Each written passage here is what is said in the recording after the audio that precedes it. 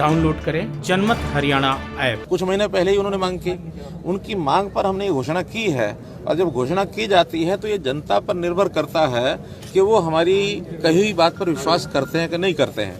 हमारी बात पर यदि विश्वास करेंगे, जैसे हमने हरियाणा में जो बात कही हमेशा पूरी की है, तो निश्चित रूप से उसको हम पूरा करेंगे। कोई विश्वास नहीं भी करेगा, हमारे मुंह से निकली हुई बात सारी पूरी होगी।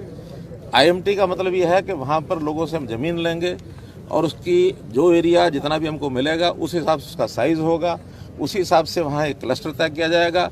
हम सोचते हैं कि हाँ, इस इंडस्ट्रियल टाउन के अंदर ज़्यादा एग्रो बेस्ड इंडस्ट्री इसको यानी एक प्रकार से प्रारंभ किया जाए, क्योंकि यहाँ जितना भी रॉ मटेरियल है किसानों का, वो अनाज है, अनाज का भी उपयोग हो, एग्रो इंडस्ट्री बने, लोगों को रोजगार भी मिले, इसलिए ज़्यादा लाभ जिस भी सेक्टर का वहाँ होगा उस सेक्टर को चालू किया जाएगा। इनके साथ आज सैकड़ों और लोगों ने जो समर्थक थे इनके, उन्होंने सबने ज्वाइन किया है और अभी तो शाम तक मैं आया हूँ। बहुत लोगों की यानी सूचना है मुझे कि यहाँ आने वाले हैं, आएंगे, उनसे बातचीत होगी, कोई आज ज्वाइन करेगा, कोई मेरे वहाँ जाने के बाद ज्वाइन करेगा, लेकिन ये सिलसिला लगातार चुनाव तक ये चलता रहे। विरोध करने वाले एक मुट्ठी भर लोग हैं और वो भी किसी के बहकावे पर विरोध कर रहे हैं। स्वयं वो विरोध करने की स्थिति में आज नहीं है, क्योंकि उनको पता ही नहीं है इनका फॉल आउट क्या होने वाला है।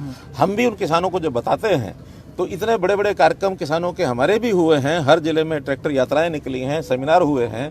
जब उनको बताते हैं कि इसमें किसान को बल्कि लाभ हो रहा है, नुकसान नहीं हो रहा है, तो इसलिए किसान की आय को डबल करने के जितने भी हमारे कार्यक्रम हैं उसमें एक ही कार्यक्रम है, उसके ऊपर खर्चा कम पड़े, उसकी पेमेंट डायरेक्ट करने का। कभी किसी ने सोचा नहीं था किसानों ने कि हमारे खाते में फसल बिकते ही सीधे लाखों रुपए आना शुरू होंगे। आज 70% किसानों के खातों में सीधा पैसा जा रहा, केवल 30% किसान ऐसा है जिन्होंने ऑप्ट किया कि हमारा पैसा आड़ती के थ्रू दिया जाए। अब उनकी अपनी अपनी समझ है, हमने तो उनसे पूछा है, जो आड़ती के थ्रू दिलवाना चाहता है वो पोर्टल पर भर दे कि मैं आड़ती के थ्रू दिलाना चाहता हूँ, उसी का आर्थिक हो जाएगा, बाकी सबको उनके खाते में जाएगा। सफल हो रहा है क्योंकि आज तो हमारे पास काफी कुछ क्लियर हो चुका है। आज बहुत लोग जातिगत विचार को छोड़ करके हमारे साथ अब जुड़े हैं।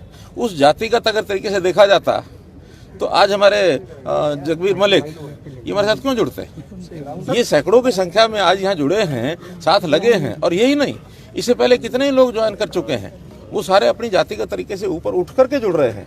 इसलिए हमारा कभी भी जातिगत ना पहले रहा है, ना अब है, ना आगे। देखिए, हर इलेक्शन में वहाँ जो जनता जिस विषय को समझ सकती है हम उसी विषय पर बात करते हैं। मुझे नहीं लगता कि बड़ौदा में 370 का विषय कोई ऐसा विषय बनने वाला है। बड़ौदा के अंदर तो वहाँ की गरीब जनता को कैसे लाभ मिले, बेरोजगार को कैसे रोजगार मिले, किसान को कैसे उसकी आय डबल हो, वहाँ का इंफ्रास्ट्रक्चर, वहाँ की सड़कें, वहाँ की नहरें, वहाँ के ग्रामीण क्षेत्र के अंदर यानी गाँव में गलियाँ, नालियाँ और पानी की निकासी, ये सारे विषय कैसे ठीक होंगे, बड़ौदा के लिए ये मुख्य मुद्दे हैं। देखिए, चौधर का पैमाना क्या है ये सोचना पड़ता है। आज भारत की चौधर दुनिया में कितनी बढ़ी है ये नरेंद्र मोदी जी के आने के बाद सिद्ध हुआ है। आज दुनिया के अंदर भारत का एक विश्वास बना है। हरियाणा के अंदर जब से भारतीय जनता पार्टी आई है तब से लोगों को लगा है कि कुछ ना कुछ व्यवस्थाएं अच्छी हुई है।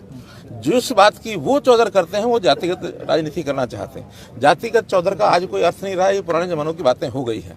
इसलिए आज तो लोगों को यानी ईज ऑफ लिविंग, रहन सहन का सुख कैसे मिले, उनका आर्थिक स्थिति कैसे अच्छी हो, उनके यहाँ विकास कैसा हो, ये चीज़ें चाहिए। ये जो बाकी चीज़ें हैं ये तो मैं कहूँगा कि सिर्फ जिसको कहना चाहिए लोगों को भावनात्मक दृष्टि से उनका विचार उभारने के लिए कही जाती हैं। आज लोग समझदार हैं, इन चीज़ों पर वो सोचते नहीं है जाति पाति के नाते। देखिए, मुद्दे जितने भी हैं जो वहाँ लोगों को ध्यान में आते हैं, समझ में आते हैं, उन सब के ऊपर बात होगी। चाहे वो किसान की बात होगी, चाहे वो किसान की आय की डबल करने की बात होगी, वहाँ के विकास की बात होगी, जातिगत राजनीति से ऊपर उठने की बात होगी। ये सारे विषय को एक मुद्दा नहीं हुआ करता, हर किसी को जो मुद्दा सूट करता है वो अपना बोलता रहता है। क्योंकि कांग्रेस के पास आज कोई मुद्दा नहीं है, इसलिए वो ऐसे किसी भी विषय को जो खास करके नया होता है, नए विषय की लोगों को जानकारी नहीं होती। कांग्रेस में हमेशा कहा करता हूँ यथास्थितिवादी पार्टी रही है, तो यथास्थितिवादी पार्टी हमेशा सोचती है जैसा चल रहा है वैसे चलने दो, जैसा चल रहा है वैसे चलने दो।